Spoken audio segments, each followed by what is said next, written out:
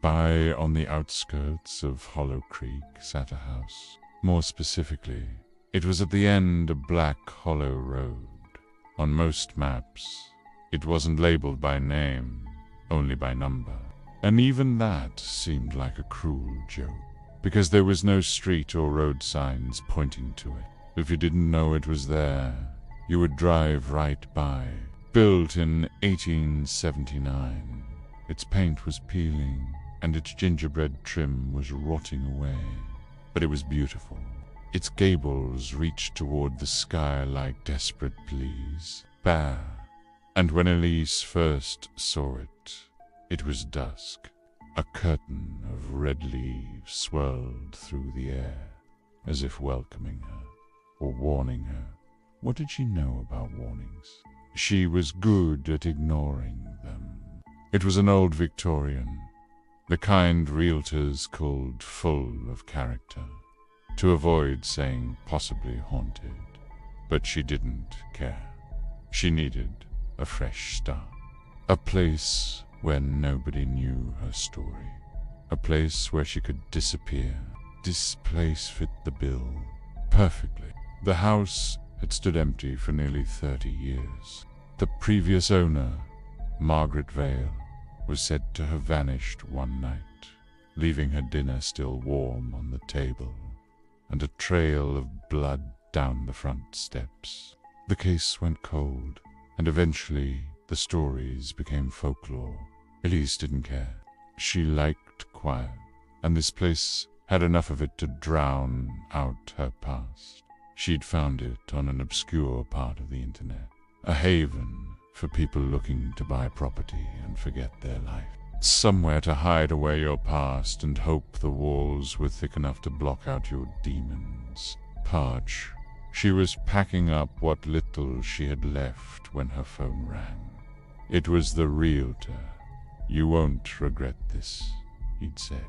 His tone implied that he knew more than he was letting on. Did everyone in this town know something and was just waiting for her to figure it out? She hoped not. When Elise first stepped foot on the property, the wind snatched at her clothes like easy fingers. Her breath plumed around her head. She walked slowly up the path, crunching on dead leaves, careful not to disturb the skeletons beneath. There was something unnerving about the silence, like the world itself was holding its breath. When she finally reached the porch, she hesitated. All around her, the trees swayed in the wind, whispering secrets she couldn't understand. The house loomed over her, suffocating her with its shadows. Its vacant windows stared back, hollow sockets in the gathering gloom. A carve. It was then she noticed it, a single word carved into the doorframe. Beware. Who was this house trying to warn? Her. Elise ran a trembling hand over the cool wood, feeling a sudden chill despite the mild October day. Bah! A shiver raced down her spine. She pushed the door open and stepped inside. Instantly, the musty scent of decay hit her, bringing with it the weight of countless memories. Years, decades. How long had this house been holding its breath for? Prige! She flicked on the light, its weak glow doing little to penetrate the oppressive gloom. Dust motes danced in the air, disturbed for the first time in a long while. She walked further in. The stairs creaked under her feet, protesting her intrusion into their solitude. Boom! Up ahead, she heard it again, the sound that had haunted her dreams, the soft lapping of water. Phew. It seemed to be coming from behind this wall. What was on the other side? Curiosity warred with common sense. She pressed her ear against the wood, straining to listen. Was she really going to do this? No. Turning back. Now, she began to hammer away at the wall. Each tap echoed in the silence, mocking her effort. Exasperated, she brought her shoulder to it instead, bracing herself for the pain. Boom! The plaster crumbled under her assault, revealing a dark cavity. Behind, her eyes widened. With shaking hands, she brushed away the dust, revealing a set of stairs leading down into darkness. The musty smell intensified here, mingling with something else, something metallic and sharp. Blood. Had she really found what she thought she had? Taking a deep breath, she descended the stairs, each step groaning under her weight. The air grew colder, pressing against her like a physical force.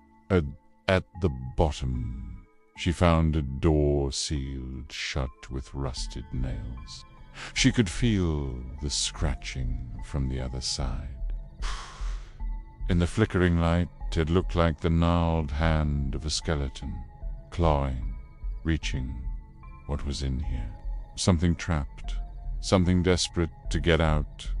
Elise backed away, suddenly claustrophobic. No, she wouldn't do this. This was madness. But as she turned to leave, the nails gave way. With a screech of rusty protest, the door swung open, revealing a sight that made her gasp. Before her lay a long, narrow room, illuminated by a single flickering bulb hanging from the ceiling. In the center, suspended in midair, was a rocking chair, gently swaying as if pushed by an unseen hand. It was old, its paint chipped and peeling, its ropes frayed and hanging loose, but it was the movement, the rhythmic creaking that sent a chill down her spine. Was it the wind, or was there someone else here with her? The hair on the back of her neck stood on end. Brill. Her instinct screamed at her to run, to get as far away from this house as possible. But curiosity, that relentless beast, held her rooted to the spot. She wanted to know who had lived here before her, what stories these four walls were hiding. She wanted to know because maybe, just maybe, she wasn't alone. In her pain, this house had been abandoned for decades, left to rot and decay. It had held on to its secrets, whispered them in the creaking floorboards and hummed them in the swaying, rocking chair. And now it was sharing them with her. As the days passed, Elise became obsessed with the house. Sue scoured through old records, piecing together its history.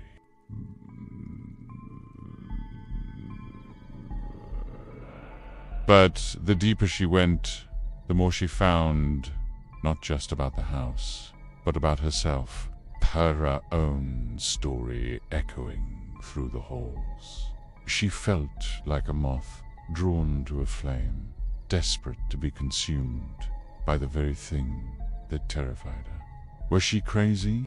Was she seeking solace in the darkness, or was she running towards her fears? Because every night at 2:12 a.m., the child's voice would drift through the vents, and she would sit in the rocking chair, enveloped in the suffocating gloom, listening. And sometimes, when the wind was just right, she could have sworn she heard Margaret's voice, too, calling out in the night. One evening, as the sun dipped below the horizon, casting long, eerie shadows across the floor, Elise found a diary tucked away in the attic. Prize chronicled the life of the woman who once called this house home. As Elise read, she felt a connection to Margaret, a kindred spirit who had also sought refuge in these very rooms, a woman grappling with her own inner demons. Turning the brittle pages, Elise found entries detailing Margaret's descent into madness, her fear of the very house they inhabited. The ink-stained words spoke of scratching at the walls, of whispers in the night, of unseen presences. Were these mere figments of Margaret's imagination, or were they glimpses into a horrifying reality? The diary ended abruptly, leaving many questions unanswered. But it provided a crucial clue, a key to unlocking the secrets of Black Hollow Road. Armed with this newfound knowledge, Elise delved deeper into the mystery. She scoured local archives, hoping to find answers. Days turned into weeks, and still she sat. Then, in a musty, forgotten corner of the library, she found it. A favored newspaper clipping detailing Margaret's disappearance. The article painted a grim picture of a woman driven to the edge of a house that had swallowed its inhabitant whole. But one detail stood out. A witness who had seen Margaret on the night she vanished. A man who had taken a picture. Could this be the link to Elise's own story? Could the photograph hold the key to unraveling the mystery of Black Hollow Road? With renewed determination, Elise tracked down the photographer, an elderly man now. His memory faded, but his eyes still sharp with curiosity. He agreed to help. Together, they delved into the photograph, scrutinizing every inch. And there, hidden in the shadows, they saw it. A face that sent a chill down Elise's spine. A face she recognized all too well. Her own face staring back at her from the depths of the past. What does it all mean? Why was she here?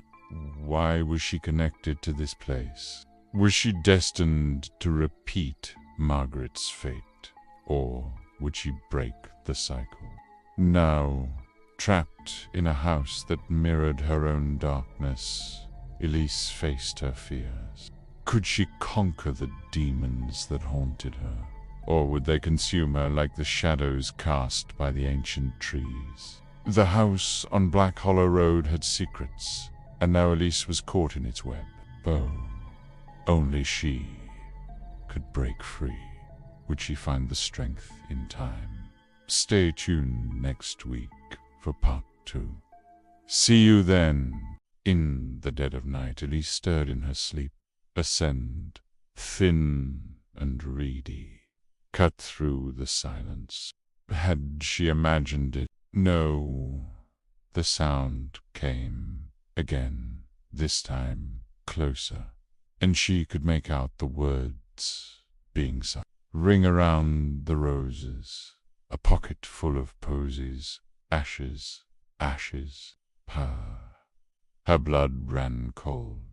Those were the last words her grandmother had spoken before she died, and her grandmother had died right here in this house. But how could that be? Elise had never known her grandmother to be anything but a spirited, joyful woman. How could death rattle her so badly? She never recovered. Elise threw off the covers and went to the window. Rain lashed against the glass, wind keening like a banshee. It was the kind of night that made the old house groan and settle. Botch! She felt a growing dread that had nothing to do with the storm. Suddenly, the air grew icy, cold, and she saw him standing in the darkness at the edge of the lawn. The boy who haunted her dreams. He was tall and gaunt, with eyes like chips of ice. It wasn't his appearance that froze her blood. It was what he was carrying. In his arms, wrapped in a blanket, was a rocking horse. Elise screamed and stumbled back from the window.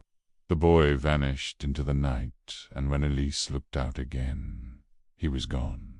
She called a contractor the next morning. He pried open the attic door with a crowbar, muttering that it looked like someone had tried to keep something in, not out. The attic was empty, except for a child's rocking horse in the corner, slowly creaking, though there was no wind. Dust coated everything in thick layers, and a small door in the eaves, child-sized, was bolted shut. That night, the humming didn't stop. It grew louder, closer, like someone was singing just behind the wall. Elise pressed her ear to the plaster and heard the words clearly. Ring around the roses, ... Then came a knock from inside the wall. The sound echoed through the house, hollow and sharp. Elise rushed to the closet where she kept her grandmother's trunk, rum family heirlooms. She flung open the lid and pulled out a worn leather journal. Her grandmother had written in it until her death. Elise found the entry dated 2 weeks before she passed away. The words swam before her eyes as she read them. She had never known her grandmother to be anything but a spirited, joyful woman. How could death rattle her so badly? She never recovered. Her grandmother wrote about strange sounds and feelings in the house, inexplicable chills, whispering voices, the smell of potpourri whenever she entered a room. Then there was the rocking horse. Elise remembered her grandmother telling her stories of its origins, how it had been passed down from one generation to the next. Each Vale woman, when she moved into the house, brought her rocking horse with her. It became an unspoken tradition. They never got rid of it. It was always a reminder of their heritage. But now, looking at the blank pages following her grandmother's final entry, Elise realized those memories weren't all her grandmother had meant. There were other things she hadn't told her, other things she'd been too afraid to share. Over the next few days, Elise heard more whispers under the floorboards, weeping in the crawl space, and saw things just out of the corner of her eye. Lights flickered, and mirrors showed reflections that didn't belong to her. Then, one evening, as she sat by the fireplace, the wind suddenly died down. An unnatural stillness settled over the house. And then she heard him. Clear as day, he said, "Are you there?" Startled, Elise spun around. "Who's there?" she whispered, her voice shaking. But there was no reply. Only the crackling fire and the ticking clock on the mantelpiece broke the silence. It was... Then she noticed something strange. The flames seemed to twist and writhe, forming strange shapes that danced and flickered in the hearth. Fear tightened its grip on her throat as she watched. Then, the flames took on a face, twisted and malevolent, and a voice boomed from the fireplace. "You shouldn't be here," it hissed. Panic surged through Elise. She stumbled back, knocking over a chair. The flames roared with what sounded like laughter. The voice continued, "Leave this house, or you'll regret it." Before she could respond, the flames vanished, leaving only the charred logs in the hearth. Shaken and confused, She spent the rest of the day searching the house for answers. Finally, she called the county archive. She wanted to know more about Margaret Vale. What she learned made her blood run cold. Margaret hadn't lived alone. She had a daughter. The thought struck Elise like a physical blow. Why hadn't her grandmother told her about her sister? Could there be more secrets hidden in the house? More ghosts haunting its halls? As night fell, Elise felt a renewed sense of dread creep over her. The attic door creaked ominously in the wind, and the rocking horse downstairs began to sway without any apparent breeze. The words her grandmother had spoken before her death echoed in Elise's mind. Hadn't she said there was no one else but her? So why did the record say otherwise? Who was this other person? Was it the girl in the attic? As if to answer her question, a new sound joined the chorus of unsettling noises. Soft, slow footsteps on the attic stairs. Heart pounding. Elise raced to the closet to grab the heavy brass candlestick she used as a doorstop. Slowly, she crept toward the attic stairs, candlestick raised. With each step, the footsteps grew louder, accompanied now by a faint humming. Then she saw her, a translucent figure gliding down the stairs. Burr back to Elise. Though the attic door was closed, light spilled out onto the landing, illuminating the girl in all her ethereal glory. She wore a long white nightgown that billowed around her like smoke. Her back to Elise. Her head was bowed, her shoulders slumped as if in defeat. The humming grew louder, vibrating in Elise's chest. The girl turned, revealing a face of unearthly beauty, framed by long flowing hair.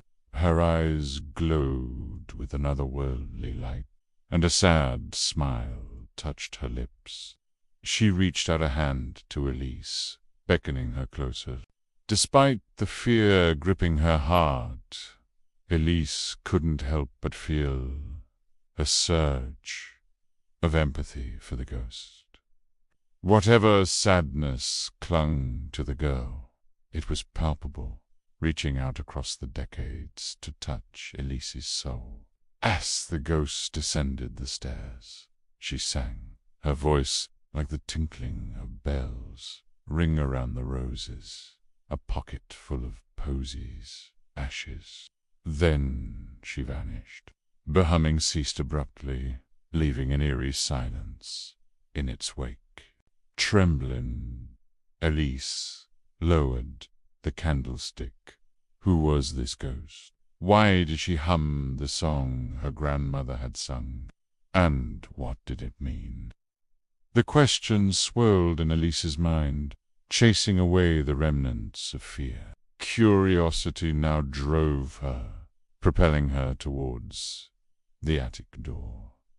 What secrets did it hold? What mysteries lay buried in the house's past? She knew she had to find out. A week passed with little sleep. Elise took to walk in the halls at night with a flashlight. She stopped using mirrors, stopped turning off all the lights. The humming, the footsteps, and now weeping in the night, it was wearing her down. Some nights she thought she saw a face outside the windows, small, pale, watching. She returned to the county library and asked for information on the Vales. The archivist gave her a strange look, but brought back a thick file. Margaret Vale had a daughter, Honora Vale, born in 1934. The record stopped in 1942.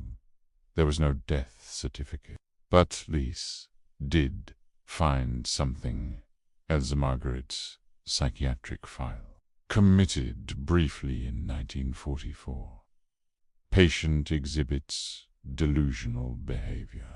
Claimer's daughter still speaks to her through walls. Refuses to acknowledge death. Repeats phrase. She's still here. That night Elise opened the attic. Again, it was colder than before. She walked in, slowly, following the beams of her flashlight, until she noticed a narrow, child-sized door hidden behind a stack of rotting boxes. The lock was old. She pried it open. Inside was a hidden crawl space, a secret room. The walls were carved with small letters, over and over. I'm not dead. I'm not dead. A moldy child's mattress sat in the middle, iron shackles on the floor, and in the far corner, a stack of drawings. Crude, disturbing. They showed a little girl screaming, a tall woman looming over her with burning eyes. Then Elise heard movement behind her. She turned. The crawl space door had slammed shut. The truth. Beneath trap, in pitch-black silence, Elise crawled toward where she thought the door had been. Her phone's flashlight had gone out. The air was thick, heavy, metallic-like, breathing in iron. She stumbled into something. A pile of soft cloth. She reached down and found a doll, missing one eye, and beneath it a book, a child's diary. The first few entries were innocent. Mama said I'm not ready for the world. She says the world is dirty, and I must stay clean. I miss the sun. But as the pages went on, the handwriting changed, growing frantic. She feeds me through the door. I don't know how long it's been. I hear things in the walls. I think they live here, too.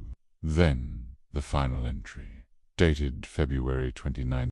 She says I'm not a Nora anymore. She says I'm something else. She sings to me through the walls. Now I want to leave, but I'm not allowed to die. Scratches echoed around the room. Elise wasn't alone. A soft voice whispered directly into her ear. Will you stay with me? Elise screamed, pushing against the door until it finally gave way. She ran, not stopping, until she was outside, breathless in the freezing air. She moved out the next day, abandoning most of her things. She tried to forget, tried to move on, but something followed her. She hears the humming, sometimes, always at 2:12 a.m.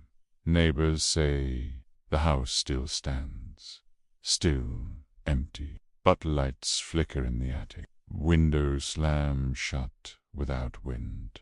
And if you walk by at night, you might hear it. Two voices singing,